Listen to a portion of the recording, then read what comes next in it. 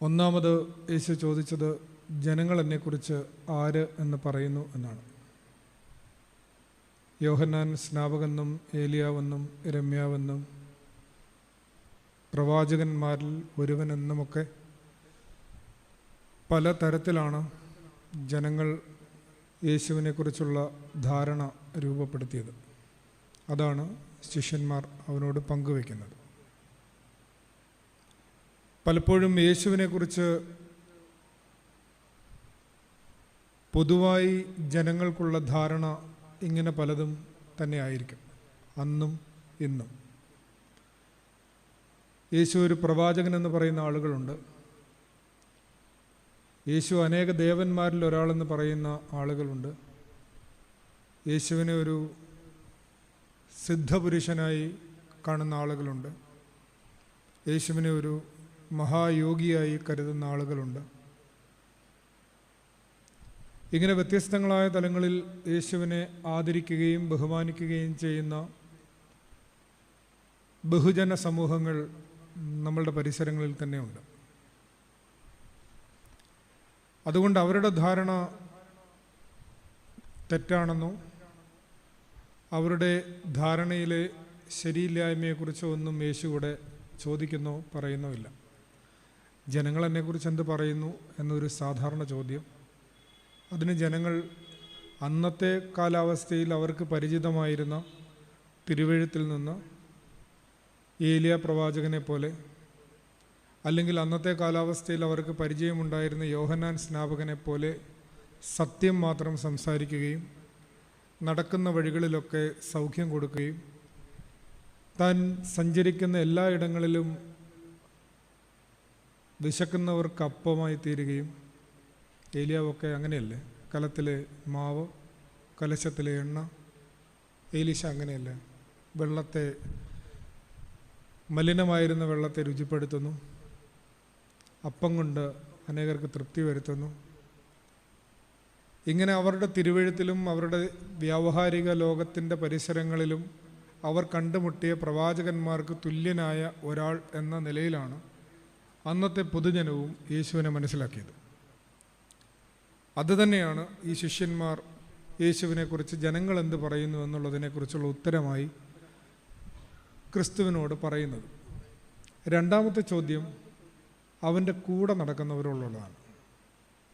കുറച്ച് ദിവസങ്ങളായി, കുറച്ച് മാസങ്ങളായി, വേണമെങ്കിൽ 1-2 വർഷങ്ങളായി അവൻ്റെ ഒപ്പം നടക്കുന്ന, അവൻ്റെ അനുയായികളെന്ന് പറയുന്ന, അവൻ്റെ സഹയാത്രികരെന്ന് പറയുന്ന, അവനിൽ നിന്ന് പഠിക്കുന്നുവെന്ന് അവകാശപ്പെടുന്ന, അവൻ ചെയ്യുന്ന വീര്യപ്രവർത്തികളെല്ലാം കാണുന്നുവെന്ന് അവകാശപ്പെടുന്ന ആളുകളോടാണ് രണ്ടാമത്തെ ചോദ്യം. ഇന്നത്തെ ഭാഷയിൽ നമ്മളോട്, അല്ലെങ്കിൽ ക്രിസ്ത്യാനികളോട്, ക്രിസ്തുവിൻ്റെ അനുയായികളെന്ന് അവകാശപ്പെടുന്ന ആളുകളോടാണ് രണ്ടാമത്തെ ചോദ്യം. നിങ്ങൾ എന്നെ ആരെന്ന് പറയുന്നു? അവിടെയാണ് ശീമോൻ പത്രോസ് അസാധാരണമായൊരു ഉത്തരം പറയുന്നത്. നീ ജീവനുള്ള ദൈവത്തിൻ്റെ പുത്രനായ മശിഹയാകുന്നു. അപ്പോൾ യേശു പറയുന്നു, ഇത് ജഡരക്തങ്ങളല്ല നിനക്ക് വെളിപ്പെടുത്തിയത്, ഇത് മാനുഷിക ബുദ്ധി കൊണ്ട് ഒരാൾക്ക് ഏറ്റു പറയാൻ പറ്റുന്ന ഒരു സംഗതിയല്ല. ദൈവത്തിൻ്റെ മകനാണ്, ദൈവത്തിൻ്റെ പുത്രനായ മശിഹയാണ് ക്രിസ്തു എന്നുള്ളത്. അത് സ്വർഗസ്ഥനായ പിതാവ് വെളിപ്പെടുത്തി കൊടുക്കുന്നവന് മാത്രം വെളിപ്പെട്ട് കിട്ടുന്ന ഒരു സത്യമാണ്. ക്രിസ്തുവിൻ്റെ ഒപ്പം നടക്കുന്നു, ക്രിസ്തുവിൽ നിന്ന് പഠിക്കുന്നു, ക്രിസ്തുവിനെക്കുറിച്ച് പഠിക്കുന്നു അവകാശപ്പെടുന്ന നമ്മളെ സംബന്ധിച്ച് ഈ ഒരു ബോധ്യത്തിലേക്ക് നമ്മൾ ഉണർന്നിട്ടുണ്ടോ എന്നുള്ളതാണ് ഈ ആരാധനാ വർഷത്തിൻ്റെ ആരംഭത്തിൽ നമ്മളോട് ചോദിക്കുന്നത്. കാരണം ഒരു ആരാധനാ വർഷം കൊണ്ട് ആത്യന്തികമായി സഭ ഉദ്ദേശിക്കുന്നത് ക്രിസ്തുവിൻ്റെ ജനനം മുതൽ രണ്ടാമത്തെ വരവ് വരെയുള്ള അവൻ്റെ മനുഷ്യാവതാര സംഭവങ്ങളെ നിരന്തരം ധ്യാനിച്ചുകൊണ്ട് ക്രിസ്തുവിലേക്കൊരു ഒറ്റയടിപ്പാതയായി ആരാധനാ ജീവിതത്തെ നിർണയിച്ചുകൊണ്ട് അതിൽ കൂടി നിരന്തരം സഞ്ചരിക്കുന്ന ഒരു മനുഷ്യന് ഉണ്ടാവേണ്ട ആത്മാവബോധത്തിൻ്റെ ഉണർവാണ് യഥാർത്ഥത്തിൽ ഈ ജീവനുള്ള ദൈവത്തിൻ്റെ പുത്രനായ മശിഹയാണ് ക്രിസ്തു, അവനാണ് എൻ്റെ രക്ഷകൻ എന്നുള്ള ആത്യന്തികമായ ഒരു വിശ്വാസത്തിൻ്റെ ഉറപ്പ് എന്ന് പറയുന്നത്. ഇത് ജഡരക്തങ്ങളല്ല നിനക്ക് വെളിപ്പെടുത്തിയത്, സ്വർഗസ്ഥനായ പിതാവാണെന്ന് പറയുമ്പോൾ തന്നെ നമ്മുടെ വിശ്വാസമെന്ന് പറയുന്നത് അതൊരു ഇറാഷണൽ തിങ് ആണെന്ന് തെറ്റിദ്ധരിക്കരുത്. That's beyond rationality. ഇപ്പോൾ കുഞ്ഞുങ്ങൾക്കൊക്കെ ചിലപ്പോൾ ആരെങ്കിലും പറയുന്നത് കേട്ട് ഒരു തെറ്റിദ്ധാരണയുണ്ടാവും, എല്ലാം അന്ധവിശ്വാസമാണ്, മതജീവിതം തന്നെ വേണ്ടാത്തതാണ്, നന്നായി ജീവിക്കാൻ മതത്തിൻ്റെ ആവശ്യമുണ്ടാവുന്നില്ല, എന്തിനാണ് ഇങ്ങനെ എവിടെയെങ്കിലുമൊക്കെ വിശ്വസിക്കുന്നത്, നന്നായിട്ടങ്ങ് ജീവിച്ച പോരെ, നന്മ ചെയ്താൽ പോരെ എന്നൊക്കെ ചിലപ്പോൾ ആളുകൾ പല രീതിയിൽ പല രൂപത്തിൽ നമ്മളോട് സംവദിക്കുന്നുണ്ട്. ഇവിടെ കൃത്യമായിട്ട് ഓർത്തിരിക്കണം, വിശ്വാസം എന്ന് പറയുന്നത് യുക്തിഹീനമായ ഒന്നല്ല. That is beyond rational. Emmanuel Kant reasoning എന്ന് പറയുന്നതിന്, അല്ലെങ്കിൽ ലോജിക്കൽ റീസണിങ് എന്ന് പറയുന്നതിന് വളരെ സജീവമായ പ്രാധാന്യം കൊടുത്തുകൊണ്ട് 15-ാം നൂറ്റാണ്ടിന് ശേഷം, പ്രത്യേകിച്ചും റിനേസൻസിൻ്റെയും റിഫർമേഷൻ്റെയും കാലത്തെക്കുറിച്ചൊക്കെ നിങ്ങൾ ചരിത്രത്തിൽ വായിക്കുന്നുണ്ട്. ദൈവകേന്ദ്രീകൃതമായിരുന്ന ഒരു ലോകസങ്കല്പത്തിൽ നിന്ന് മനുഷ്യകേന്ദ്രീകൃതമായൊരു ലോകസങ്കല്പത്തിലേക്ക് കാലചക്രം പരിണമിക്കുന്ന ഈ 15-ാം നൂറ്റാണ്ടിൽ, അല്ലെങ്കിൽ ഇന്നേക്കൊരു 100-500 വർഷങ്ങൾക്ക് മുമ്പ് അവിടെ ഉണ്ടാവുന്ന ഒരു ട്രാൻസ്മിഷനിൽ, അവിടെ ഉണ്ടാവുന്ന ഒരു ദശാസന്ധിയിൽ ഹേഗലൊക്കെ പറയുന്നുണ്ട്, കാൾ മാർക്സിൻ്റെ ഗുരുവായ ഹേഗൽ പറയുന്നു, ദൈവം തൻ്റെ സ്വരൂപത്തിലും സാദൃശ്യത്തിലും മനുഷ്യനെ സൃഷ്ടിച്ചു എന്നുള്ളതിന് അയാൾ കൊടുത്ത ഒരു ചെറിയ തിരുത്തേ ഉള്ളൂ. Man created God in his image and likeness എന്ന്. ഉൽപ്പത്തി പുസ്തകം 1-ാം അധ്യായം 26-ാം വാക്യത്തിന് ചെറിയൊരു ട്വിസ്റ്റ് വരുത്തുന്നു. മനുഷ്യൻ തൻ്റെ സ്വരൂപത്തിലും സാദൃശ്യത്തിലും ദൈവത്തെ നിർമ്മിച്ചുവെന്ന്. ഒരുപക്ഷെ അന്നു മുതൽ ഇന്നയോളം ഒരു ആന്ത്രോപ്പോമോർഫിക് ഗോഡ് കോൺസെപ്റ്റ് നമ്മളും പിന്തുടരുന്നുണ്ട്. അച്ഛൻ ഈ പാട്ടിൻ്റെ ഇടയ്ക്ക് 1-2 വാക്ക് പറഞ്ഞു, ദൈവം നമ്മളുടെ ഇഷ്ടത്തിനുള്ള ഇഷ്ടങ്ങൾ സാധിക്കാനുള്ള ഒരു ഉപാധിയല്ല എന്ന് പറയുന്നുണ്ട്. പിന്നെ എന്താ അത്? ശരിക്കും നമ്മൾ പ്രാർത്ഥിക്കുന്നത് എന്തിനാണ്? ദൈവത്തെ മാറ്റാനാണോ, നമ്മൾ മാറാനാണോ? ചില ആളുകൾ തെറ്റിദ്ധരിച്ച് പോകുന്നുണ്ട്. നമ്മളുടെ കുഞ്ഞുങ്ങളുടെ ഭാഷയിൽ തന്നെ പറഞ്ഞാൽ, ദൈവമേ നീ പരിശുദ്ധനാകുന്നു, ദൈവത്തിന് ഒരു ലൈക്ക് കൊടുത്തു അല്ലേ, തൊട്ട് പിന്നാലെ നമ്മൾ 2ാമത്തെ ലൈക്ക് കൊടുക്കും. എന്താ അത്? ബലവാനെ നീ പരിശുദ്ധൻ. അവിടെ നിർത്തുക. നമ്മൾ 3ാമതൊരു ലൈക്കും കൂടെ കൊടുക്കുക. എന്താ കൊടുക്കുക? മരണമില്ലാത്തവനെ നീ പരിശുദ്ധനാകുന്നു. അപ്പോൾ ഇങ്ങനെ നമ്മളുടെ ഈ ലൈക്കുകളിലും കമൻറ്റുകളിലുമൊക്കെ സംപ്രീതിപ്പെടുന്നവനായ ദൈവം നമ്മളുടെ ആവശ്യങ്ങളെല്ലാം സാധിച്ചു തരുവാണ്. അതാണോ പ്രാർത്ഥന? ദൈവത്തെ പ്ലീസ് ചെയ്ത് നമ്മൾ എന്തെങ്കിലും കാര്യം നേടിയെടുക്കുന്നതിൻ്റെ പേരാണോ പ്രാർത്ഥന? അങ്ങനെ പഠിപ്പിക്കുകയും അങ്ങനെ തെറ്റിദ്ധരിപ്പിക്കുകയും ചെയ്യുന്ന ആളുകളുണ്ട്. അതിൻ്റെ ഭാഗമായിട്ടാണ് ഇങ്ങനെ മനുഷ്യനെയൊക്കെ കൊല്ലേണ്ട വരുന്നത്.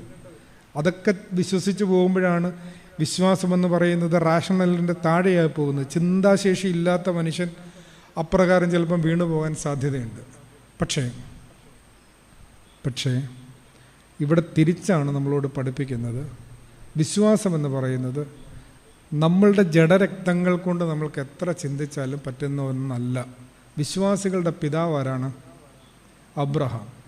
അബ്രഹാമിനെ എന്തുകൊണ്ടാണ് വിശ്വാസികളുടെ പിതാവ് എന്ന് വിളിക്കുന്നത്? അദ്ദേഹത്തിനൊരു സ്വപ്നമുണ്ടായി, അല്ലെങ്കിൽ ഒരു ദർശനമുണ്ടായി. ആ ദർശനമുണ്ടായ സന്ദർഭത്തിൽ അബ്രഹാം പിതാവ് തൻ്റെ വീട്ടുകാരോടെല്ലാം പോയി ആലോചിച്ചോ? നാട്ടിലെല്ലാം, കൽദേരുടെ ഊരിലെല്ലാം പോയി ആലോചിച്ച്, ജഡരക്തങ്ങളോടൊന്നും ആലോചിച്ചൊന്നുമില്ല, ഇറങ്ങി അങ്ങ് പുറപ്പെടുവാണ്. അത് യുക്തി ഇല്ലാത്തൊരു പോക്കായിരുന്നു, യുക്തിക്ക് അതീതമായൊരു പോക്കായിരുന്നു. അബ്രഹാമിൻ്റെ മൈഗ്രേഷൻ എന്ന് പറയുന്നത് ബിയോണ്ട് ലോജിക് എന്നാണ്, എക്സ്റ്റാറ്റിക് മൂവ്മെൻ്റ് എന്നാണ് അതിനെ പൗരസ്ത്യ പിതാക്കന്മാർ വിശേഷിപ്പിക്കുന്നത്. എക്സ്റ്റസി എന്ന് പറഞ്ഞ ഉന്മാദം, ecstatic, out of normal state ആണത്. സാധാരണ മനുഷ്യൻ ചിന്തിക്കുന്നതിനപ്പുറത്ത് ഒരു മനുഷ്യൻ ചിന്തിക്കുകയും അയാൾക്ക് കിട്ടുന്ന ദർശനത്തിൻ്റെ പിന്നാലെ സഞ്ചരിക്കുകയും ചെയ്യുന്നതിൻ്റെ ആ ഒരു എടുത്തുചാട്ടത്തിൻ്റെ പേരാണ് യഥാർത്ഥത്തിൽ ദൈവത്തിലേക്കുള്ളൊരു കുതിച്ചുചാട്ടത്തിൻ്റെ പേരാണ് വിശ്വാസം. അതുകൊണ്ടാണ് അബ്രഹാമിൻ്റെ ജീവിതത്തെ പുരസ്കരിച്ച് സെയിൻറ്റ് പോൾ വിശ്വാസത്തിന് ഡെഫിനിഷൻ കൊടുത്തിരിക്കുന്നത് കാണാത്ത കാര്യങ്ങളുടെ നിശ്ചയവും ആശിക്കുന്നതിൻ്റെ ഉറപ്പും. ബിയോണ്ട് ലോജിക്കാണത്. കാരണം ദൈവം തന്നെ സ്നേഹിക്കുന്നവർക്ക് ഒരുക്കിയിട്ടുള്ളതിനെ കണ്ണ് കണ്ടിട്ടില്ല, ചെവി കേട്ടിട്ടില്ല, ഒരു മനുഷ്യൻ്റെ ഹൃദയത്തിൽ തോന്നിയിട്ടുമില്ല. അതുകൊണ്ടാണ് ഇവിടെ കൃത്യമായൊരു വിശ്വാസ പ്രഖ്യാപനം ശീമോൻ പത്രോസ് നടത്തുന്ന സന്ദർഭത്തിൽ യേശു തമ്പുരാൻ വളരെ വ്യക്തമായിട്ട് പറയുന്നു, ശീമോനെ, ഇത് ജഡരക്തങ്ങളല്ല നിനക്ക് വെളിപ്പെടുത്തിയത്. പൗലോസ് അപ്പോസ്തലൻ ഇടയ്ക്കൊരു വാക്ക് പറയുന്നുണ്ട്, ഞാൻ ജഡരക്തങ്ങളോടൊന്നും ആലോചിച്ചിട്ടില്ല എന്ന്. ക്രിസ്തുവിൻ്റെ പിന്നാലെ പോവുക, ക്രിസ്താവബോധത്തിലേക്ക് ഉണരുക എന്ന് പറഞ്ഞാൽ ആത്യന്തികമായി ഇങ്ങനെ ഒരു കുതിച്ച ചാട്ടത്തിൻ്റെ പേരാണ്. ഈ ക്രിസ്താവബോധത്തിലേക്ക് ഉണരാൻ വേണ്ടിയിട്ടാണ് നമ്മളുടെ ആരാധനാ ജീവിതം അത്രയും നമുക്ക് ക്രമപ്പെടുത്തിയിട്ടുള്ളത്. നമ്മുടെ ആരാധനാ വർഷം എന്ന് പറയുന്നത് ആരാധനാ ജീവിതത്തിൻ്റെ ഒരു ഭാഗം മാത്രമേ ആകുന്നുള്ളൂ. 4 ഭാഗങ്ങളിലായിട്ട് നമ്മുടെ ആരാധനാ ജീവിതം സഞ്ചരിക്കുന്നുവെന്ന് പൗരസ്ത്യ പിതാക്കന്മാർ പഠിപ്പിക്കുന്നുണ്ട്. ക്രിസ്തുബോധം ഉണർത്താൻ വേണ്ടിയാണ് ഈ 4 ഘട്ടങ്ങളിലും നമ്മളോട് ശ്രമിക്കുന്നത്. പിതാവിനും പുത്രനും പരിശുദ്ധ റൂഹായിക്കും സ്തുതി എന്ന് പറഞ്ഞിട്ടാണ് നമ്മളുടെ കൗമ ആരംഭിക്കുന്നത്. അത് സുറിയാനി പറയുമ്പോൾ എങ്ങനെ പറയും? ശുഭഹോ ലാഭോ അങ്ങനെ പറയല്ലേ. നമ്മൾ ഇടയ്ക്കിടയ്ക്ക് നമ്മളുടെ പാട്ടുകളുടെ ഇടയ്ക്കിടയ്ക്ക് ശുഭഹോ ലാഭോ എന്ന് ചൊല്ലുന്നുണ്ട്. അത് സംഗീതത്തിന് വേണ്ടി മാത്രം ചൊല്ലുന്നതാണോ? അല്ല, അതിനൊരു ചരിത്ര പശ്ചാത്തലമുണ്ട്.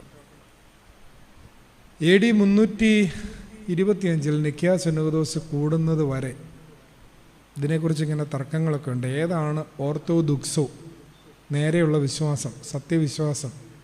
അപ്പോൾ ഇങ്ങനെ പല തർക്കങ്ങളൊക്കെ ഇങ്ങനെ ഉണ്ടായി വരുന്ന സമയത്ത് അവസാനം പിതാക്കന്മാരെല്ലാവരും കൂടി ചേർന്ന് ഒരു സമ്മേളനമൊക്കെ കൂടി അവസാനം അവർ നിർണയിച്ചു, അറിയൂസ് പറഞ്ഞത് തെറ്റാണ്. സൺഡേ സ്കൂളിൽ പഠിച്ചില്ലേ?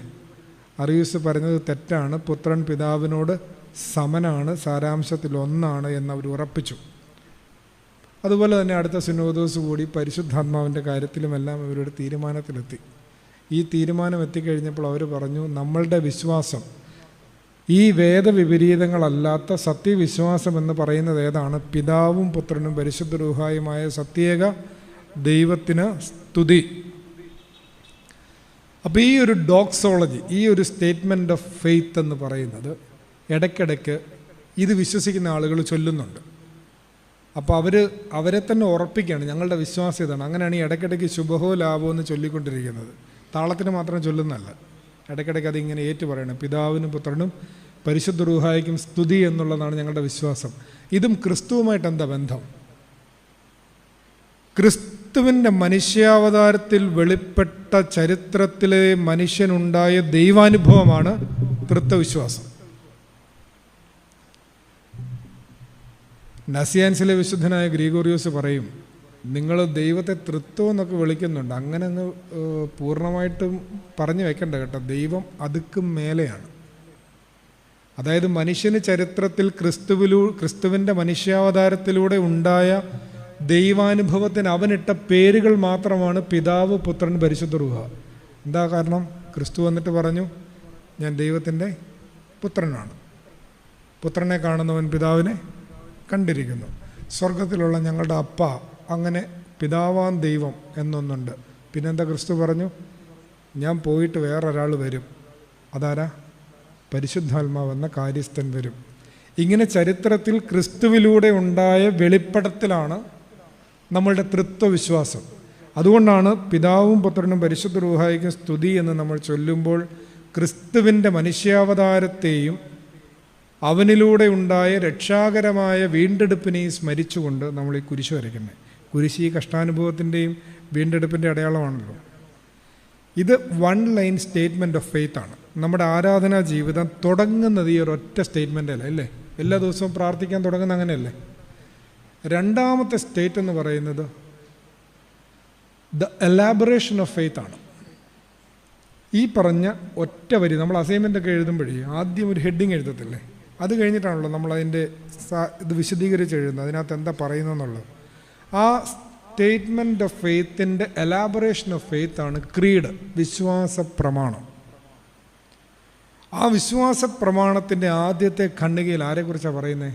എങ്ങനെ വിശ്വാസ പ്രമാണം തുടങ്ങുന്നത്? സർവശക്തിയുള്ള പിതാവായി. ആരെക്കുറിച്ചായിരിക്കും അപ്പം? പിതാവാൻ ദൈവത്തെക്കുറിച്ചാണ്. പക്ഷെ പിതാവാൻ ദൈവത്തെക്കുറിച്ച് നമുക്ക് വലിയ പിടുത്തമൊന്നുമില്ല, ആകെ ക്രിസ്തു പറഞ്ഞുള്ള അറിവൊക്കെ ഉള്ളൂ. അതുകൊണ്ട് പിതാക്കന്മാരെല്ലാം കൂടെ ചേർന്നിട്ട് ചെറിയൊരു പാരഗ്രാഫ് ഉണ്ടാക്കി. അവരെന്താ ഉണ്ടാക്കി? സർവശക്തിയുള്ള പിതാവായി ആകാശത്തിൻ്റെയും ഭൂമിയുടെയും കാണപ്പെടുന്നവയും കാണപ്പെടാത്തവയുമായ ഗാലക്സികളുടെയും, നിങ്ങൾക്ക് കണക്റ്റ് ആയില്ലേ ഇപ്പോൾ?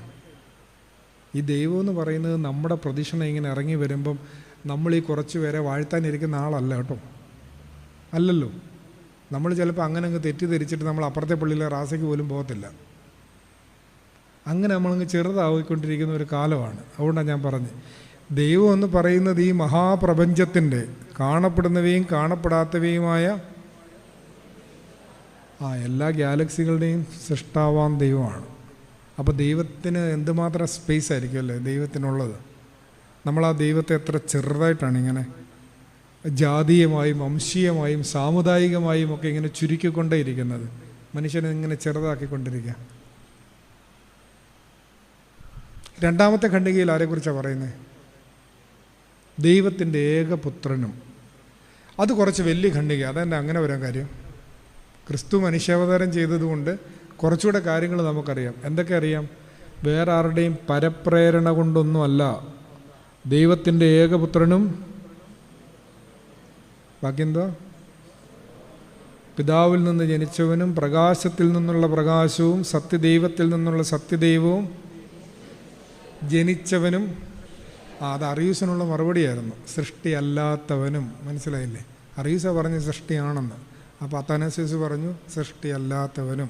ഇങ്ങനെല്ലാം പറഞ്ഞിട്ട് പറഞ്ഞു വേറെ ആരുടെയും പരപ്രേരണ കൊണ്ടല്ല, സ്വമനസാലെ ദൈവമാതാവായ കന്യക മറിയാമിൽ നിന്ന് ശരീരം ധരിച്ച് മനുഷ്യനായി പൊന്തിയോസ് പീലാത്തോസിൻ്റെ നാളുകളിൽ വല്ല ആവശ്യമുള്ളതാണോ ആ മനുഷ്യൻ്റെ പേരവിടെ പറയണ്ടേ? ക്രിസ്തുവിന് വല്ല ഉപകാരം ചെയ്ത ആളാണോ പീലാത്തോസ്? ആണോ? അല്ല. പിന്നെന്തിനാ പറയുന്നത്? The historicity of Jesus event prove ചെയ്യാനായിട്ടാണ്. യേശുവിൻ്റെ ജീവിതം ഒരു കെട്ടുകഥയോ മിത്തോ ഒന്നുമല്ല, പിന്നെയോ ചരിത്രത്തിൽ സംഭവിച്ച ഒരു യാഥാർത്ഥ്യമാണെന്ന് കൃത്യമായി ഊന്നി പറയുന്നത് കൊണ്ടാണ് പീലാത്തോസ് എന്ന് പറയുന്ന റോമാ ഗവർണറുടെ നാളുകളിലാണിത് സംഭവിച്ചതെന്ന് അതിനകത്ത് ചേർത്തിരിക്കുന്നത്. അപ്പോൾ ക്രിസ്തുവിൻ്റെ മനുഷ്യാവതാരം എന്തിനാണ്? മനുഷ്യരുടെ രക്ഷയ്ക്ക് വേണ്ടിയാണ്. എങ്ങനെയാണ്? സ്വമനസാലെ കന്യക മറിയാമിലൂടെയാണ് എന്നാണ്. ഇതെല്ലാം ആ ഖണ്ഡികയിൽ പറയുന്നുണ്ട്. മൂന്നാമത്തെ ഖണ്ഡികയിൽ ആരെക്കുറിച്ചാണ് പറയുന്നത്? സകലത്തെയും ജീവിപ്പിക്കുന്ന കർത്താവും പിതാവിനോടും പുത്രനോടും കൂടെ വന്ദിക്കപ്പെട്ട് സ്തുതിക്കപ്പെടുന്നവനും എന്ന് പറയുന്നത് ആരെക്കുറിച്ചാണ്? പരിശുദ്ധ റൂഹായെക്കുറിച്ച്. ഈ പരിശുദ്ധ റൂഹായെ നമുക്ക് അത്ര പിടുത്തമൊന്നുമില്ല, പക്ഷെ പരിശുദ്ധ റൂഹായുടെ പ്രത്യക്ഷ അടയാളമാണ് സഭ. പരിശുദ്ധാത്മ വ്യാപാരത്തിൻ്റെ പ്രത്യക്ഷ അടയാളമായ സഭയുടെ കാതോലികതയും ശ്ലൈഹികതയും ഏകത്വത്തെയും വിശുദ്ധിയെയും കുറിച്ച് ആ ഖണ്ഡികയിൽ പരാമർശിക്കും. അവസാനത്തെ പാരഗ്രാഫിൽ ആരെക്കുറിച്ചാണ് പറയുന്നത്? നമ്മളെക്കുറിച്ചാണ്, നമ്മുടെ അസ്തിത്വത്തെക്കുറിച്ചാണ് അവിടെ പറയുക. പാപമോചനത്തിനുള്ള മാമോദീസയിലാണ് നമ്മുടെ രക്ഷാകര ജീവിതം ആരംഭിച്ചിരിക്കുന്നത്. അത് അവസാനിക്കുന്നത് 7, 10, 70 ഏറെയായാൽ 80 എന്ന് പറയുന്ന ശരീരത്തിൻ്റെ മരണത്തിലല്ല, പിന്നെയോ മരിച്ചുപോയവരുടെ ഉയർപ്പിങ്കൽ അഥവാ ന്യായവിധി വരെയുണ്ട്. അതുകൊണ്ട് ശരീരത്തിൽ വസിച്ചാലും ശരീരം വിട്ടാലും ദൈവത്തെ പ്രസാദിപ്പിക്കുന്നതിൽ അഭിമാനിക്കുന്നവരായിരിക്കണം. അതുകൊണ്ടാണ് മരിച്ചവർക്ക് വേണ്ടി പ്രാർത്ഥിക്കുന്നത്, അതുകൊണ്ടാണ് വിശുദ്ധന്മാരുടെ മധ്യസ്ഥത തേടുന്നത് എന്നെല്ലാം ആ പാരഗ്രാഫിൻ്റെ പിന്നിൽ അർത്ഥം ധ്വനിക്കുന്നുണ്ട്. ബാക്കി എന്താ പറയുക? മരിച്ചുപോയുടെ ഉയർപ്പിന് വേണ്ടിയും വരുവാനിരിക്കുന്ന ലോകത്തിലെ പുതിയ ജീവനുമായി ഞങ്ങൾ പകുതി പേർ കസേരയിലും പകുതി പേർ നിലത്തും ഇരിക്കുന്നു. ഇപ്പം ഇവിടെ ഇരിക്കുന്നു. നോക്കി പാർക്കുന്നത് എന്തിനാ? ഇവിടെ ഇരിക്കുമ്പോഴും വീട്ടിൽ ഇരിക്കുമ്പോഴും ഒക്കെ ആത്യന്തികമായി നമ്മൾ എന്തിനാ നോക്കി പാർക്കുന്നത്?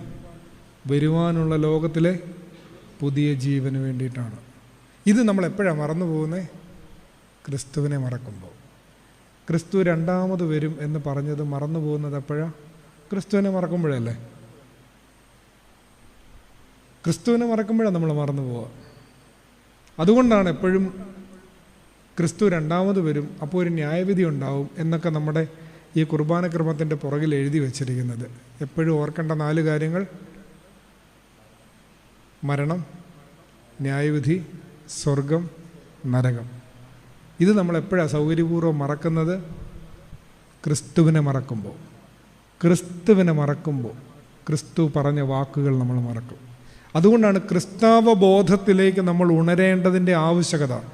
ക്രിസ്തു സാക്ഷാൽ ജീവനുള്ള ദൈവത്തിൻ്റെ പുത്രനായ മശിഹായാണെന്നുള്ള സത്യവിശ്വാസത്തിലേക്ക് നമ്മുടെ ആത്മബോധം ഉണരുന്നില്ല എങ്കിൽ നമ്മളിപ്പോഴും ജഡരക്തങ്ങളുമായിട്ട് ആലോചന കഴിക്കുന്നതും പൊതുജനങ്ങൾ പറയുന്നതൊക്കെ വിശ്വസിക്കുകയും ചെയ്യുന്ന ആളുകളാണ്. നമ്മൾ അവൻ്റെ കൂടെ നടക്കുന്നു എന്ന് പറയുന്നേ ഉള്ളൂ. ക്രിസ്തുവിലേക്കുള്ള ആരാധനാ ജീവിതമെന്ന് പറയുന്ന ഒറ്റയടി പാതയുടെ മൂന്നാമത്തെ തലമെന്ന് പറയുന്നത് ദ സെലിബ്രേഷൻ ഓഫ് ഫെയ്ത്ത് ആണ്. ആദ്യം എന്താ പറഞ്ഞേ? One line statement of faith അല്ലേ പറഞ്ഞേ? പിതാവും പുത്രനും പരിശുദ്ധ റൂഹായിക്കും സ്തുതി. രണ്ടാമതെന്താ പറഞ്ഞേ? എലാബറേഷൻ ഓഫ് ഫെയ്ത്ത്, വിശ്വാസ പ്രമാണം. മൂന്നാമത്തേത് ഇതേ വിശ്വാസത്തിൻ്റെ സെലിബ്രേഷൻ, ആഘോഷം. അതെന്താ? വിശുദ്ധ കുർബാന. ആദിയോടന്തം ക്രിസ്തുവിൻ്റെ മനുഷ്യാവതാരത്തെക്കുറിച്ചല്ലേ പറയുന്നത്. തുയോബോയ്ക്ക് ആരംഭിക്കുമ്പോൾ തന്നെ, തുയോബോ എന്ന് പറഞ്ഞാൽ എന്താണെന്ന് നമുക്കറിയാമല്ലോ. എന്താ? നിങ്ങൾ വീട്ടിലിരിക്കുമ്പോൾ ഞങ്ങളിവിടെ കുറച്ച് പേര് പ്രാർത്ഥിക്കുകയും തിരുശ്ശീലേക്കിട്ട് നടത്തുകയും ചെയ്യുന്ന ആ കർമ്മമില്ലേ? നമ്മളെല്ലാവരും, നിങ്ങൾ രാവിലെ പത്രമൊക്കെ വായിച്ചുകൊണ്ടിരുന്നിട്ട് 8 മണിക്ക് ആ സമയത്ത് വരുന്ന സമയമില്ല. അപ്പം അതിന് മുമ്പ് ഇവിടെ നടക്കുന്നതിൻ്റെ പേരാണ് തുയോബോ. ആ തുയോബോയ്ക്ക് നമ്മൾ കയറുമ്പോൾ തന്നെ നമ്മൾ പ്രാർത്ഥന ആരംഭിക്കുന്നത് ഗബ്രിയേലിൻ്റെ ദൂത് മുതൽ ക്രിസ്തുവിൻ്റെ മനുഷ്യാവതാര സംഭവങ്ങളെല്ലാം ധ്യാനിച്ചുകൊണ്ടാണ് നിങ്ങളുടെ പേരുകളെല്ലാം ഓർത്ത് പ്രാർത്ഥിക്കുന്നത്. പിന്നെ നിന്നെ പ്രസവിച്ച മറിയാം അവിടെ തുടങ്ങുകയാണ്. അവസാനിക്കുമ്പോൾ ക്രിസ്തുവിൻ്റെ രണ്ടാമത്തെ വരവിനെ ധ്യാനിക്കുന്ന പ്രതീകാത്മകമായ എന്തെല്ലാം ചടങ്ങുകളിലൂടെയാണ് ഈ വിശുദ്ധ കുർബാന പൂർത്തീകരിക്കപ്പെടുന്നത്. അല്ലെങ്കിൽ അതിൻ്റെ മർമ്മമായിട്ട് അനംനെസിസ്, റിമംബറൻസ് എന്ന് പറയുന്ന ആ പ്രാർത്ഥന തന്നെ ഓർത്താൽ പോരെ. കർത്താവേ, ഞങ്ങൾ നിൻ്റെ മരണത്തെയും പുനരുദ്ധാനത്തെയും രണ്ടാമത്തെ വരവിനെയും അനുസ്മരിക്കുന്നു. എൻ്റെ ഓർമ്മയ്ക്കായി നിങ്ങൾ ഇപ്രകാരം ചെയ്യുവീനെന്ന് പറഞ്ഞത് വെറുതെ അപ്പം മുറിക്കാൻ മാത്രമല്ല ക്രിസ്തു അവിടെ ഓർമ്മയ്ക്കായി ചെയ്യാൻ പറഞ്ഞത് എന്നുള്ള ബോധ്യത്തിൽ നിന്നാണ് ക്രിസ്തുവിൻ്റെ മനുഷ്യാവതാര സംഭവത്തെ, മനുഷ്യൻ്റെ രക്ഷയ്ക്ക് വേണ്ടിയുണ്ടായ ക്രിസ്തുവിൻ്റെ മനുഷ്യാവതാര സംഭവത്തെ ഓർത്ത് വിശുദ്ധ കുർബാന ഇത്ര സെറമോണിയലായിട്ട് ഒരു സെലിബ്രേഷൻ മൂഡിൽ നടത്തുന്നത്. അതുകൊണ്ടാണ് ഈ വിശുദ്ധ കുർബാന ഉള്ള ദിവസം കുമ്പിടാത്തത് പോലും. ആ ഒരു സെലിബ്രേഷൻ മോഡ് അവിടെ നിൽക്കുന്നത് കൊണ്ടാണ്. അപ്പോൾ 3 തലമായി. ഇനി ലാസ്റ്റ് ഫേസിലാണ്, അതിൻ്റെ തുടക്കത്തിൻ്റെ ദിവസമായി ഇന്ന്. ക്രിസ്തുവിൻ്റെ ജീവിതം, മനുഷ്യാവതാര സംഭവം മുഴുവൻ ഒരു വർഷം മുഴുവൻ എടുത്ത് നമ്മളങ്ങ് ആചരിക്കും, ഡീറ്റെയിൽഡായിട്ട്. അതിൻ്റെ തുടക്കമാണ് ഈ കൂദോശീത്തോ. അടുത്തത് ഹൂദോശീത്തോ. അത് കഴിഞ്ഞ് സക്കറിയായോടുള്ള അറിയിപ്പിൽ ക്രിസ്തുവിൻ്റെ ജനനത്തിൻ്റെ അറിയിപ്പ് തുടങ്ങുകയാണ്. ബൈസൻ്റെയും പാരമ്പര്യത്തിൽ അന്ന് തൊട്ട് നോയമ്പ് തുടങ്ങുകയാണ്. 40 ദിവസം നേറ്റിവിറ്റി വരെ 40 ദിവസത്തെ നോയമ്പാണ്. സക്കറിയായോടുള്ള അറിയിപ്പ് മുതൽ സംഗതി തുടങ്ങും. അത് ഏകദേശം ഒരു നവംബർ 13, 14, 15 ആയിരിക്കും മിക്കവാറും അത് വരുന്നത്. അപ്പോൾ അവിടെ തൊട്ട് നോയമ്പ് തുടങ്ങും. മംഗളവാർത്തക്കാലം, അറിയിപ്പിൻ്റെ കാലം, അതെത്തിച്ചേരുന്നത് ക്രിസ്തുവിൻ്റെ ജനന പെരുന്നാളിലാണ്. അത് കഴിഞ്ഞ് ക്രിസ്തുവിൻ്റെ മാമോദീസ പെരുന്നാൾ. അത് കഴിഞ്ഞ് ക്രിസ്തുവിൻ്റെ നോയമ്പ് നമ്മൾ എത്ര ദിവസം എടുത്ത് ആചരിക്കുന്നത്? 40 ദിവസം. ക്രിസ്തുവിൻ്റെ പീഡാനുഭവം എത്ര ദിവസം എടുത്ത് ആചരിക്കും? ഒരാഴ്ച. ക്രിസ്തുവിൻ്റെ കുരിശുമരണം 1 ദിവസം മുഴുവൻ എടുത്ത് ആചരിക്കും. ക്രിസ്തുവിൻ്റെ ഉദ്ധാന പെരുന്നാൾ, ഒടുവിൽ ഇപ്പോൾ അവസാനിച്ച സ്ലീബായുടെ കാലത്ത് ക്രിസ്തുവിൻ്റെ രണ്ടാമത്തെ വരവിനെയാണ് നമ്മൾ ധ്യാനിക്കുന്നത് മുഴുവൻ. ഇങ്ങനെ ക്രിസ്തുവിൻ്റെ ജനനം മുതൽ രണ്ടാം വരവ് വരെ ഒരു സൈക്കിളായിട്ട് ആരാധനാ വർഷം മുഴുവൻ ഇങ്ങനെ കറങ്ങി സഞ്ചരിക്കുകയാണ്. അപ്പോൾ എന്തിനാണ് ഇങ്ങനെ ആദ്യം മുതൽ ക്രിസ്തുവിൻ്റെ രക്ഷാകരമായ മനുഷ്യാവതാരത്തെ അനുസ്മരിക്കുന്ന പിതാവിനും പുത്രനും പരിശുദ്ധ റൂഹായിക്കും സ്തുതി, സത്യവിശ്വാസ പ്രമാണം, വിശുദ്ധ കുർബാന, ആരാധനാ വർഷം, ഇങ്ങനെ നിരന്തരമായി ഒരേ ബോധ്യത്തിലേക്ക് ക്രിസ്തു ജീവനുള്ള ദൈവത്തിൻ്റെ പുത്രനായ മശിഹയാണ്. ആ വിശ്വാസ പ്രഖ്യാപനത്തിലേക്ക് നമ്മൾ ഉണരണമെങ്കിൽ ജഡരക്തങ്ങളല്ല, സ്വർഗസ്ഥനായ പിതാവാണ് നമുക്കിത് വെളിപ്പെടുത്തി തരേണ്ടത്. അതുകൊണ്ട് സ്വർഗസ്ഥ പിതാവാൻ ദൈവത്തിൻ്റെ കൃപയ്ക്കും കരുണയ്ക്കും വേണ്ടി നിരന്തരം പ്രാർത്ഥിച്ചുകൊണ്ട് ഈ ക്രിസ്തു ചരിതത്തിലൂടെ നിരന്തരം ചരിക്കുമ്പോഴാണ് ക്രിസ്താവ ബോധത്തിലേക്ക് നമ്മൾ ഉണരുന്നത്.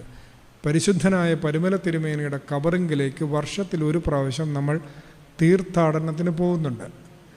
ഭാഗ്യവാനായ ഈവാനിയോസ് തിരുമേനി പറയുമായിരുന്നു, പരിശുദ്ധനായ പരിമല തിരുമേനിയുടെ കബറിങ്കിലേക്ക് വർഷത്തിൽ ഒരു പ്രാവശ്യം നടത്തുന്ന നടപ്പ് മാത്രമല്ല പരിമല തീർത്ഥാടനം. പിന്നെയോ പരിശുദ്ധനായ പരിമല തിരുമേനി നടന്നതുപോലെ എല്ലാ ദിവസവും നടക്കാൻ ശ്രമിക്കലാണ് പരിമല തീർത്ഥാടനം. രണ്ടും തമ്മിൽ വലിയ ആഴത്തിൻ്റെ വ്യത്യാസമുണ്ടല്ലേ. രണ്ടാമത്തേത് ഇത്തിരി ഗൗരവമുള്ളതാണ്. ആദ്യത്തേത് ഒരു ദിവസം നമുക്ക് മൈക്കൊക്കെ വെച്ച് കെട്ടി 2 മണ്ണും കാപ്പിയൊക്കെ ആയിട്ട് തീരാനുള്ളതേ ഉള്ളൂ. പക്ഷേ രണ്ടാമത്തേത് ഇത്തിരി പാടാണ്. എല്ലാ ദിവസവും പരിശുദ്ധനായ പരിമല തിരുമേനി നടന്നതുപോലെ ഈ ക്രിസ്താവ ബോധത്തിൽ, ദൈവസാന്നിധ്യ ബോധത്തിൽ നടക്കാൻ ശ്രമിക്കുക എന്ന് പറഞ്ഞാൽ, മനോവാക്കർമ്മങ്ങളിൽ അത്തരമൊരു വിശുദ്ധി പാലിച്ചുകൊണ്ട് ജീവിക്കാൻ ശ്രമിക്കുക എന്ന് പറഞ്ഞാൽ അതത്ര നിസ്സാരമായ ഒരു പ്രക്രിയ ആവുന്നില്ല.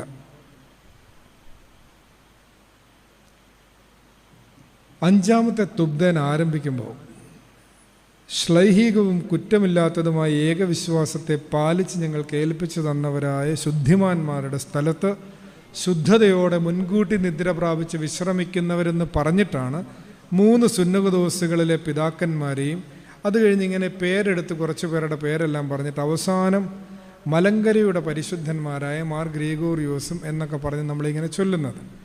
അപ്പോൾ അവിടെ പേര് പരാമർശിക്കുന്ന എല്ലാ ആളുകൾക്കും കൊടുത്തിരിക്കുന്ന ഒരു വിശേഷണം എന്താണ്? ദൈവത്തെ ധരിച്ചവരായ ഞങ്ങളുടെ പിതാക്കന്മാരെന്നാണ്. ഈ ദൈവത്തെ ധരിക്കുക എന്ന് പറഞ്ഞാൽ അതിൻ്റെ ഒറ്റവാക്ക് എന്താണെന്നറിയുമോ? നമ്മൾ ധരിച്ചിരിക്കുന്നതിൻ്റെ പേരാണ് ധാരണ. ഇംഗ്ലീഷിൽ അണ്ടർസ്റ്റാൻഡിങ് നമ്മൾ പറയില്ലേ? നമ്മൾ ധരിച്ചിരിക്കുന്നതിൻ്റെ പേരാണ് ധാരണ. നമ്മുടെ വസ്ത്രത്തിൻ്റെ പേര് ധാരണയാണ് ശരിക്കും പറഞ്ഞാൽ. ശരിക്കും ധാരണ എന്ന് പറഞ്ഞാൽ നമ്മൾ ഒരാളെക്കുറിച്ച് ചിലപ്പോൾ ശരിയായ ധാരണയുണ്ടാവും, ചിലപ്പോൾ തെറ്റിദ്ധാരണയുണ്ടാവും, ഇല്ലേ? ധരിക്കുന്നതിൻ്റെ പേരാണ് ധാരണ. അപ്പോൾ ദൈവത്തെ ധരിച്ചവരായ പിതാക്കന്മാരെന്ന് പറയുമ്പോൾ അവർക്ക് ദൈവത്തെക്കുറിച്ചുള്ള ധാരണ എന്തായിരുന്നു എന്ന് നമ്മൾ അന്വേഷിക്കണം. ആരാധനാ ജീവിതത്തിലൂടെ നമുക്കുണ്ടാവുന്ന ദൈവികമായ ധാരണയാണ് ഞാൻ ഇതുവരെ പറഞ്ഞു വെച്ചത്. ഇനി തിരുവെഴുത്തിൽ കൂടി എന്ത് ദൈവിക ധാരണയാണ് നമുക്കുണ്ടാവുന്നത് എന്നും കൂടി പറയുമ്പോൾ അരമണിക്കൂറൂടെ കഴിയും, നമ്മളുടെ പ്രഭാഷണം അവസാനിക്കും. വേദപുസ്തകം നമുക്ക് സമ്മാനിക്കുന്ന ദൈവിക ധാരണ എന്താണ്? ദ ഹിസ്റ്ററി ഓഫ് ഗോഡ് എന്ന് പറയുന്നൊരു പുസ്തകമുണ്ട് കാരൻ ആംസ്ട്രോങ്ങിൻ്റെ. വേദപുസ്തകം നമുക്ക് സമ്മാനിക്കുന്ന ദൈവാനുഭവങ്ങളിൽ ആദ്യത്തേത് ഉൽപ്പത്തി പുസ്തകത്തിലാണ്. വെയിലാറിയപ്പോൾ ദൈവം നടക്കാനിറങ്ങി.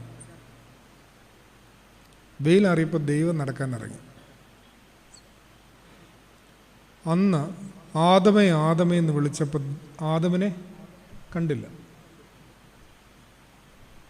അപ്പോൾ അതിൻ്റെ തലേദിവസം വരെ ഇവർ ഒരുമിച്ചായിരിക്കുമല്ലോ നടക്കുന്നല്ലേ? ഈ പഴം പറിച്ച് തിന്നതിൻ്റെ തലേദിവസം വരെ എന്തായാലും ഈവനിങ് വാക്ക് ദൈവവും മനുഷ്യനും കൂടെ ഒന്നിച്ചായിരിക്കും.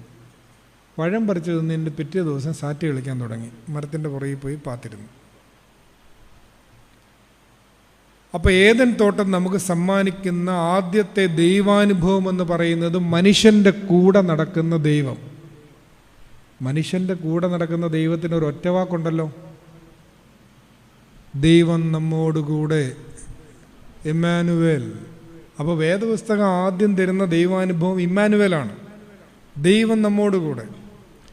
തൊട്ടടുത്ത് ഉൽപ്പത്തി പുസ്തകം 18-ാം അധ്യായത്തിൽ യഹോവ മമ്രയുടെ തോപ്പിൽ അബ്രാമിന് പ്രത്യക്ഷനായി എന്ന് വായിക്കുന്നുണ്ട്.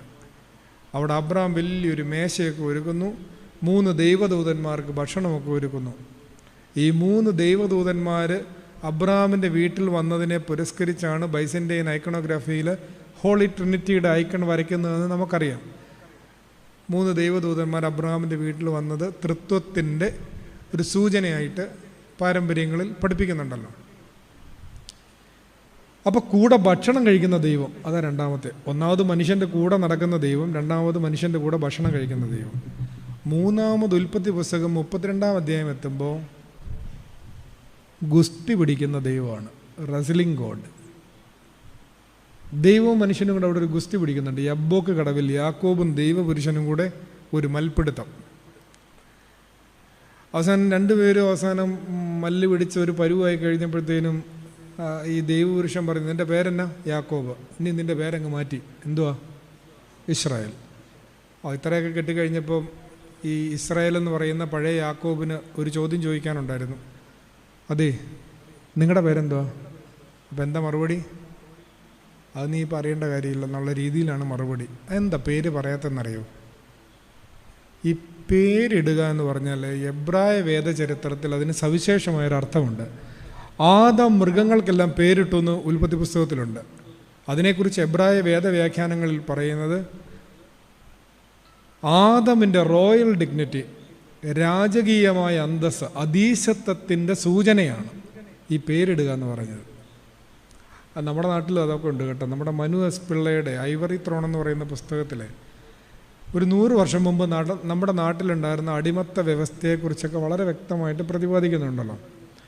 അപ്പോൾ ഈ 100 വർഷം മുമ്പൊക്കെ നമ്മുടെ നാട്ടിൽ 8 അടി 12 അടി 24 അടിയൊക്കെ വിദൂരതയിൽ നിന്നുകൊണ്ട് വേണം ആളുകൾ ഇങ്ങനെ കുഞ്ഞുങ്ങളിപ്പം ചില ആളുകൾ, ചില ജാതിയിൽപ്പെട്ട ആളുകൾ ഈ തമ്പ്രാന്മാരുടെ അടുത്ത്, ജന്മിമാരുടെ അടുത്ത് വരാൻ. അപ്പോൾ അങ്ങനെ ഒരാൾ 24 അടി ദൂരെ നിന്നിട്ട് അവനൊരു കൊച്ചുണ്ടായപ്പോൾ ഇങ്ങനെ പൊക്കി കാണിക്കുകയാണ്, തമ്പ്രാ ഏനൊരു ചെറുക്കനുണ്ടായെന്ന് പറയും. അപ്പോൾ തമ്പ്രാൻ അവനൊരു പേരങ്ങ് വിളിക്കും. അതാണ് അവൻ്റെ പേര്.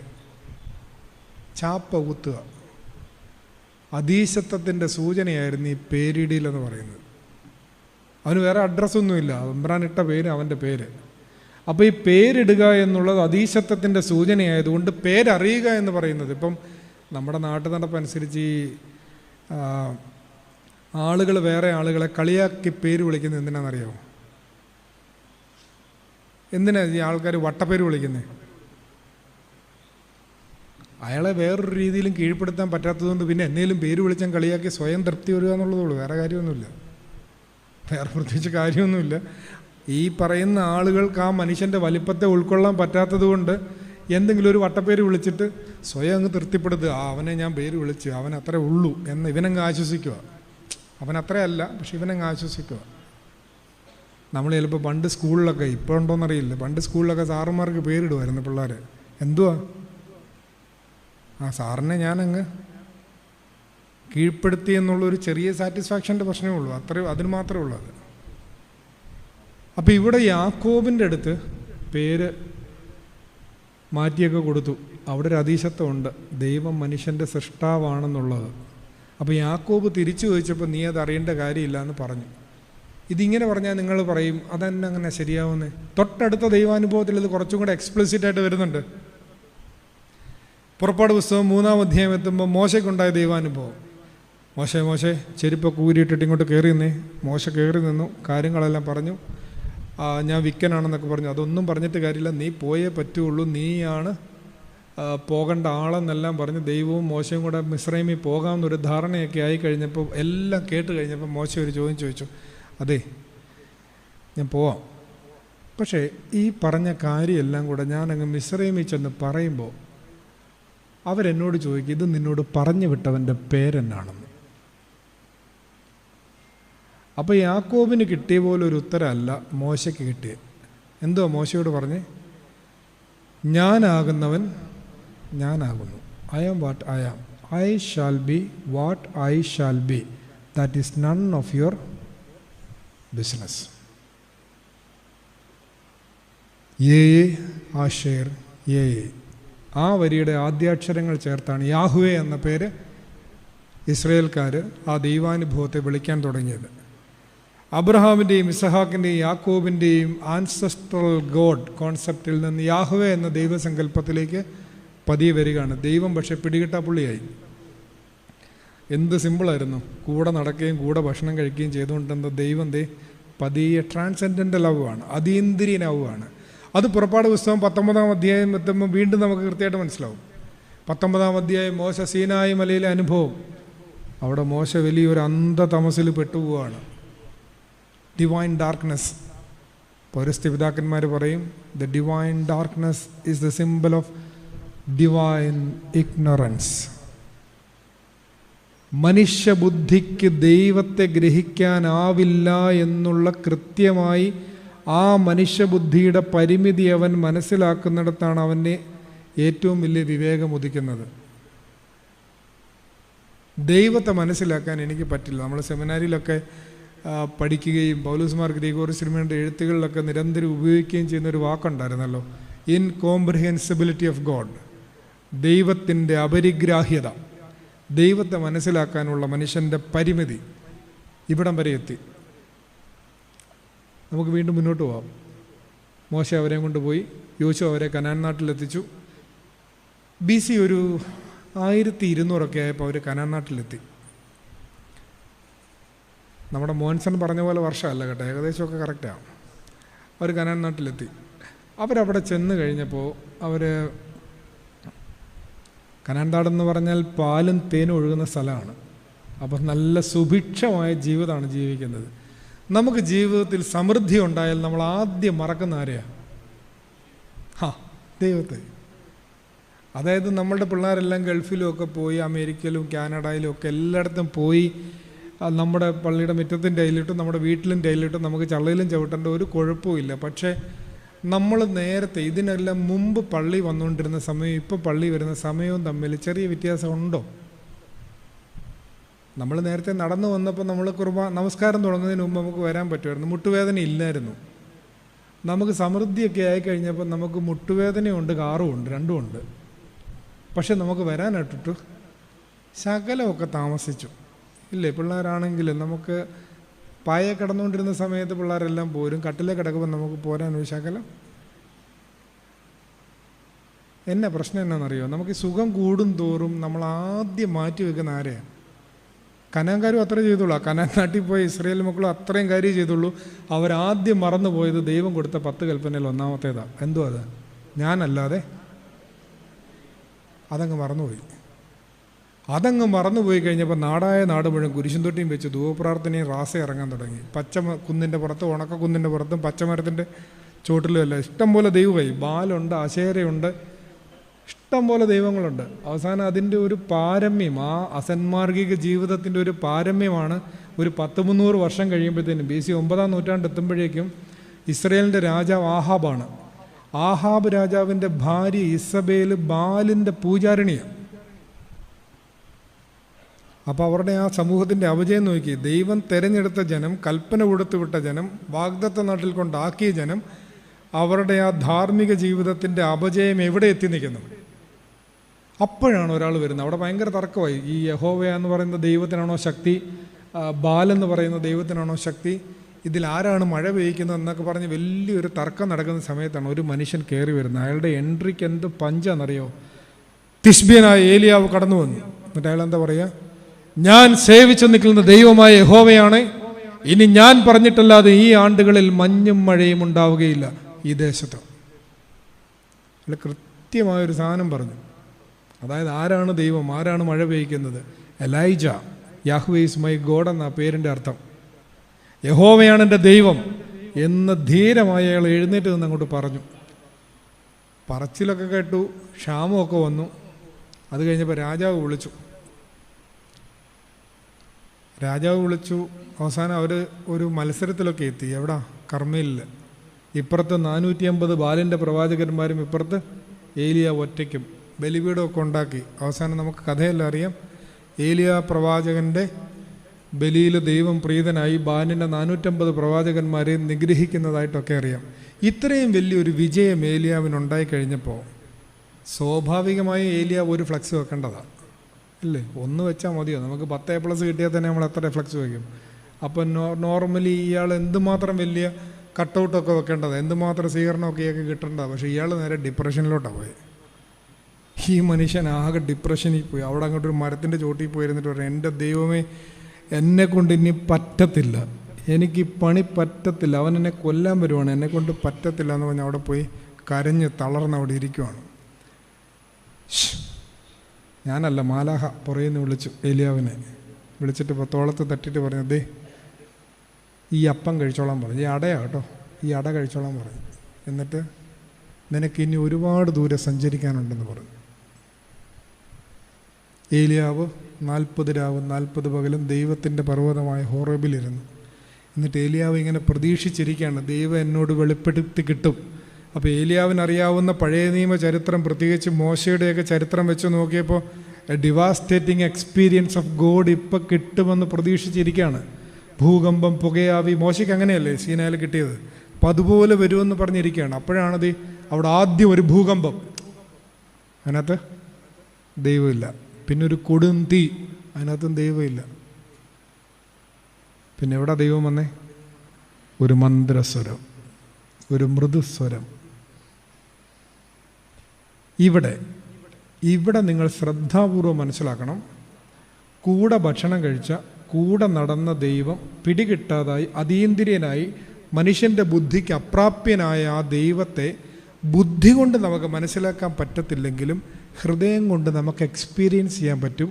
ആ ഹൃദയം കൊണ്ട് എക്സ്പീരിയൻസ് ചെയ്യാൻ പറ്റുന്നതിൻ്റെ ഒന്നാമത്തെ വേ ആണ് be still and know that I am God.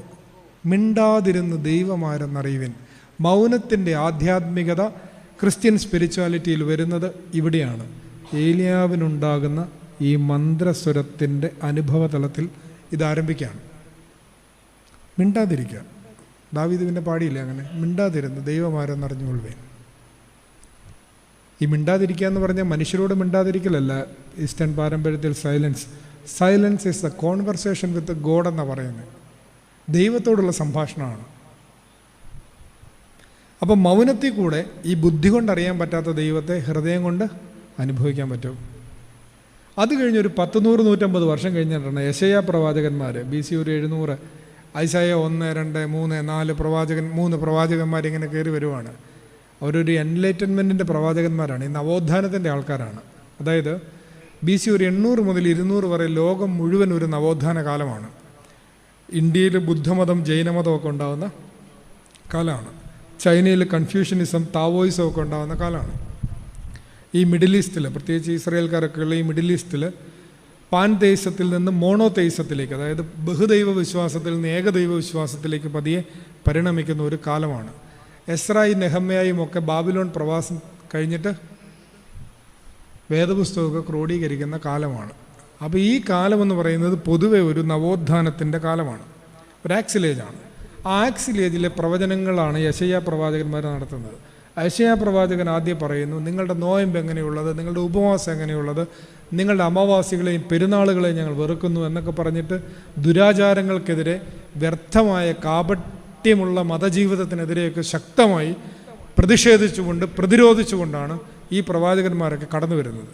അപ്പോൾ ആ പ്രവാചകന്മാർ കടന്നു വരുമ്പോൾ യെശയ്യാവ് 1-ാമൻ്റെ ഒരു പ്രവചനമാണ്, ഊസിയ രാജാവ് മരിച്ച ആണ്ടിൽ ഉയർന്നും പൊങ്ങിയുമുള്ള സിംഹാസനത്തിൽ സൈന്യങ്ങളുടെ ദൈവമായ യഹോവ ഇരിക്കുന്നത് ഞാൻ കണ്ടു.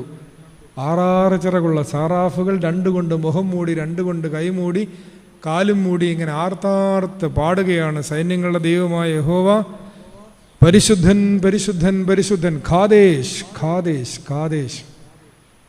എന്നിട്ട് എന്താ പറയുക? അയ്യോ, ഞാൻ അശുദ്ധിയുള്ള അധരമുള്ള മനുഷ്യൻ.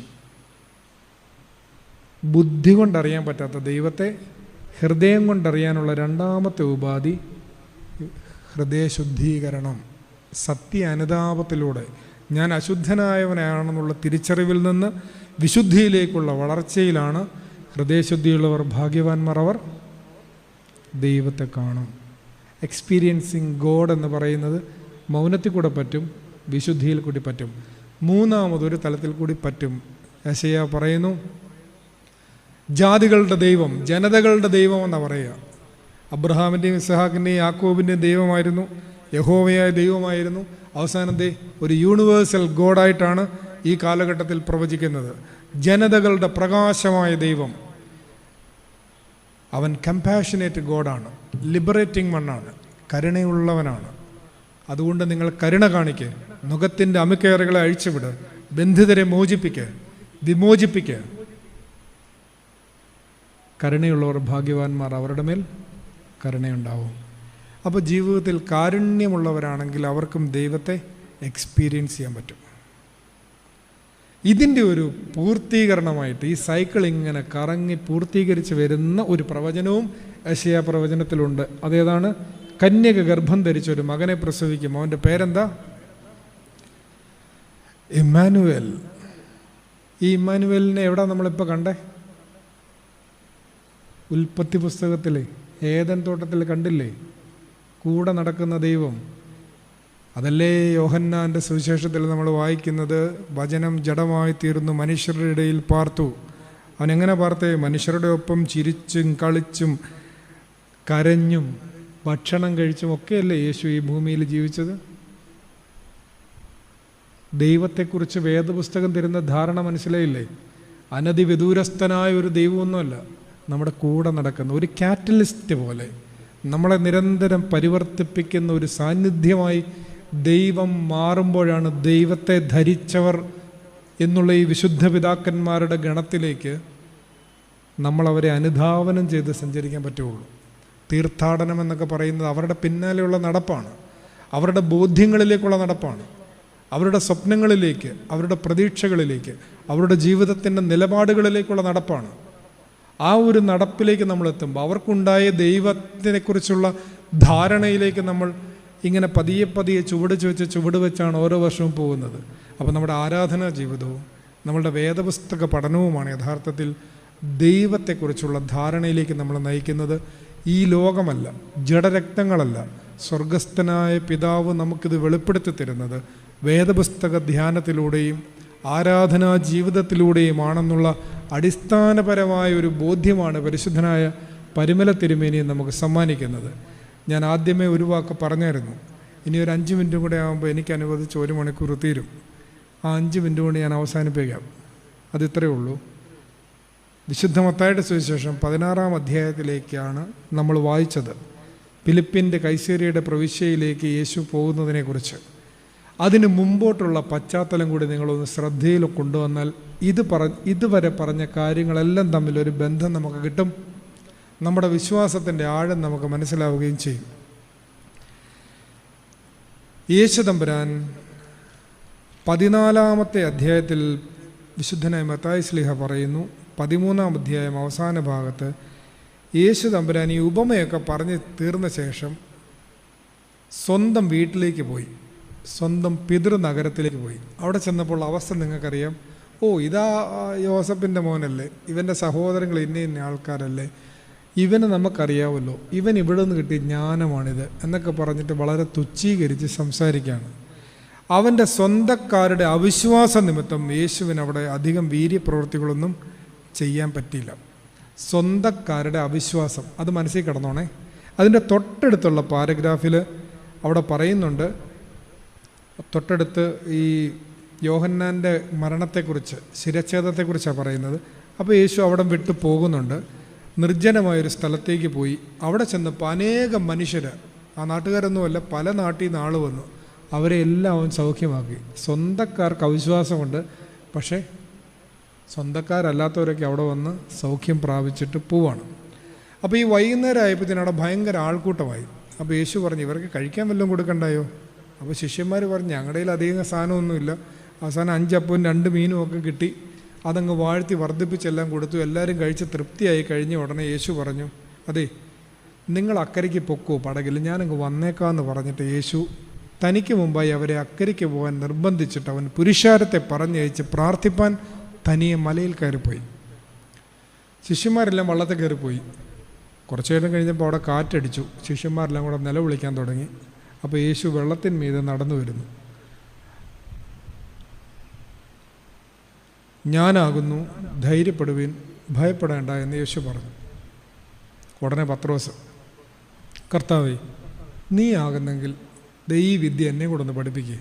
ഏത് വിദ്യ? വെള്ളത്തിന് വെളിയിൽ കൂടെ നടക്കുന്നത്. ഞാനും കൂടെ, എന്നെയും കൂടെ ഒന്ന് പഠിപ്പിക്കുക. എനിക്ക് ഇച്ചിരി ആളൊക്കെ ആവണമല്ലോ. പത്രോസ് ഇടയ്ക്കിടയ്ക്ക് ആളാവാൻ ഭയങ്കര ഇഷ്ടമായിരുന്നു. അപ്പോൾ എനിക്ക് ഒന്ന് ആളാവണമല്ലോ, അതുകൊണ്ട് അതെന്നെയും കൂടെ ഒന്ന് പഠിപ്പിക്കും, ഞാനും കൂടെ അങ്ങോട്ട് വരട്ടെ. നീ പോരാൻ പറഞ്ഞു. പത്രോസ് വലിയ കാര്യമായിട്ടങ്ങ് ഇറങ്ങി. യേശുവിനെ നോക്കിയിട്ടാണ് ഇറങ്ങിയത് കേട്ടോ. യേശുവിൻ്റെ അടുക്കൽ ചെല്ലുവാൻ വെള്ളത്തിന്മേൽ നടന്നു. എന്നാൽ അവൻ കാറ്റ് കണ്ട് പേടിച്ച് മുങ്ങിത്തുടങ്ങുകയാൽ യേശു അവനെ വിളിക്കുകയാണ് അല്പവിശ്വാസി. സ്വന്തക്കാരെ എന്നെ വിളിച്ചേ അവിശ്വാസി എന്നാണ് വിളിച്ചേ. കൂടെ സെമിനാരി പഠിച്ചുകൊണ്ടിരിക്കുന്നവരെ എന്താ വിളിക്കുന്നത്? അല്പവിശ്വാസി. കൂടെ നടക്കുന്നവരെ വിളിക്കുന്നത് അല്പവിശ്വാസി, സ്വന്തക്കാരെ വിളിക്കുന്നത് അവിശ്വാസി. ഈ ഒരൊറ്റ സംഭവത്തെ പുരസ്കരിച്ച് നല്ലൊരു പുസ്തകമുണ്ട്. If you want to walk on water you have to get out from your boat. നിങ്ങൾക്ക് വെള്ളത്തിന്മേൽ നടക്കണം, നിങ്ങളുടെ ബോട്ട് വിട്ടിറങ്ങണമെന്ന്. നിങ്ങളുടെ കംഫർട്ട് സോൺ വിട്ട് പോയാൽ മാത്രമേ ജീവിതത്തിൽ അസാമാന്യമായ കാര്യങ്ങൾ നിങ്ങൾക്ക് ചെയ്യാൻ പറ്റുള്ളൂ എന്ന് പറയുന്ന ഒരു പുസ്തകമുണ്ട്. അപ്പോൾ ഞാനിത് പറയാൻ കാരണം, പരിഹാരത്തെ നോക്കി നടന്നാൽ മുങ്ങിപ്പോകത്തില്ല. പ്രശ്നത്തെ നോക്കി നടന്ന് മുങ്ങിപ്പോവും. യേശുവിനെ നോക്കി ഇറങ്ങിയവൻ കാറ്റ് കണ്ടപ്പോൾ താഴെ പോയി. മനസ്സിലായോ? ജീവിതത്തിൽ എപ്പോഴും ഓർത്തോണം, പ്രശ്നത്തെ നോക്കിയിരുന്നാൽ നമുക്കൊരിക്കലും കരകയറാൻ പറ്റത്തില്ല. പരിഹാരം എങ്ങനെ ഉണ്ടെന്നുള്ളത് കണ്ടുപിടിക്കുക, അതിനെ നോക്കി മുന്നോട്ട് പോവുക. എന്ത് തടസ്സമുണ്ടെങ്കിലും അസാധാരണമായിട്ട് നിങ്ങൾക്ക് ജീവിതത്തിൽ മുന്നോട്ട് പോകാൻ പറ്റും. അപ്പോൾ നമ്മുടെ വിഷയം അതല്ലല്ലോ.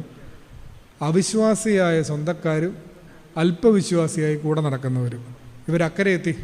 ഈ മഹാത്ഭുതം കണ്ട ആളുകളാണ്. 5 അപ്പം കൊണ്ട് 5000 പേരെ പരിപോഷിപ്പിച്ചത് കണ്ട ആളുകളാണ്. തൊട്ട് പിന്നാലെ വെള്ളത്തിൽ മുങ്ങിയത്. പിന്നെ എങ്ങനെ യേശു വിളിക്കാതിരിക്കുക അല്പവിശ്വാസി എന്ന്? അവരക്കരെ എത്തിയപ്പോൾ അവിടുത്തെ ജനങ്ങൾ അവൻ ആരെന്നറിഞ്ഞ് ചുറ്റുമുള്ള നാട്ടിലെല്ലാം ആളയച്ച് ദീനക്കാരെയൊക്കെയും അവൻ്റെ അടുക്കൽ കൊണ്ടുവന്നു. അവൻ്റെ വസ്ത്രത്തിൻ്റെ തൊങ്ങൽ മാത്രം തൊടുവാൻ അനുവാദം ചോദിച്ചു. അത് തൊട്ടവർക്ക് സൗഖ്യം കിട്ടി. കൂടെ നടന്ന ഈ വീര്യപ്രവൃത്തി എല്ലാം കണ്ടവർക്ക് ഒന്നും പിടികിട്ടുന്നില്ല. അല്പവിശ്വാസത്തിൽ അവർ നിൽക്കുന്നത്. പക്ഷേ പുറത്തുള്ള മനുഷ്യൻ വന്ന് കുപ്പായത്തെ തൊട്ട് സൗഖ്യം വാങ്ങിച്ചോട്ട് പോവാണ്. അതുകൊണ്ട് അടുത്തത് നോക്കി. അടുത്തത് മതത്തിൻ്റെ അധ്യക്ഷന്മാരാണ്. നമ്മുടെ എല്ലാം പാർട്ടികളാണ്. അതായത് ശാസ്ത്രിമാരും പരീശന്മാരും പറഞ്ഞു, അതേ കൈ കഴുകാതെ ഭക്ഷണം കഴിക്കുന്നത് നമ്മുടെ നാട്ടു നടപ്പ് സമ്പ്രദായത്തിനെതിരാന്ന് പറഞ്ഞു. നമ്മുടെ ആചാര ലംഘനമാണെന്ന് പറഞ്ഞു കൈ കഴുകാതെ ഭക്ഷണം കഴിക്കുന്നത്. അപ്പോൾ യേശു നല്ല മറുപടിയൊക്കെ അങ്ങ് പറഞ്ഞു. അതെ, ഈ വായിലോട്ട് പോകുന്നതല്ല പ്രശ്നം, വായിൽ നിന്ന് വരുന്നതാണ് പ്രശ്നം. യെശയ്യാവിൻ്റെ പ്രവചനമൊക്കെ അവിടെ ഉദ്ധരിക്കുന്നുണ്ട്. ഈ ജനം അതരം കൊണ്ട് എന്നെ ബഹുമാനിക്കുന്നുവെങ്കിലും ഒരു ഹൃദയം കൊണ്ട് എന്നോട് അകന്നിരിക്കുന്നു എന്നെല്ലാം പറയുന്നുണ്ട്.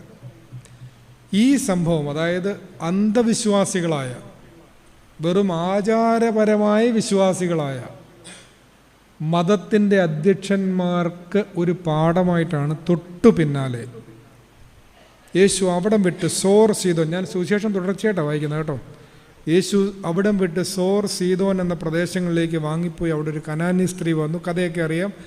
യേശു ആദ്യം അവളെ ഗവനിക്കുന്നില്ല. അവസാനം യേശു അവളോട് എന്താ പറയുക? സ്ത്രീയെ, നിൻ്റെ വിശ്വാസം എത്ര വലിയത്.